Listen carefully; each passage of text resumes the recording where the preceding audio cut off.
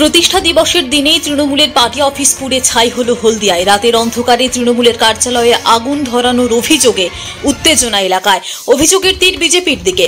ঘটনা হলদিয়ার রঘুনাথ চকের দলের প্রতিষ্ঠা দিবস উপলক্ষে রবিবার রাতে রঘুনাথ চক 23 নম্বর ওয়ার্ডের তৃণমূল কার্যালয়ে ব্যানার ও পতাকা লাগিয়ে রাত 12টার পর বাড়ি চলে যান তৃণমূল কর্মীরা। সকালে এসে কর্মীরা দেখেন পুরো পার্টি অফিস আগুনে ভস্মীভূত হয়ে গিয়েছে।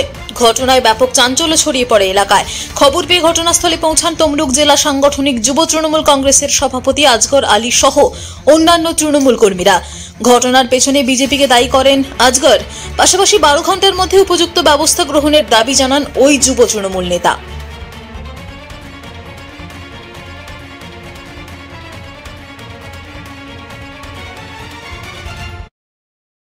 ঘটনা তো পরিষ্কার, গদ্দার অধিকারীর নির্দেশে এই হাইকোর্টের রক্ষা কবচ পাওয়া শ্যামলাদক আবার হলদিয়া যাতায়াত শুরু করছে।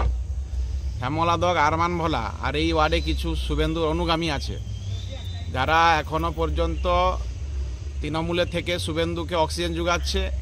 এই ত্রয়ী মদত, গদ্দার অধিকারী, শ্যামলাদক, আরমান ভোলা সহ শুভেন্দু অনুগামী যে টিম, ত্রয়ী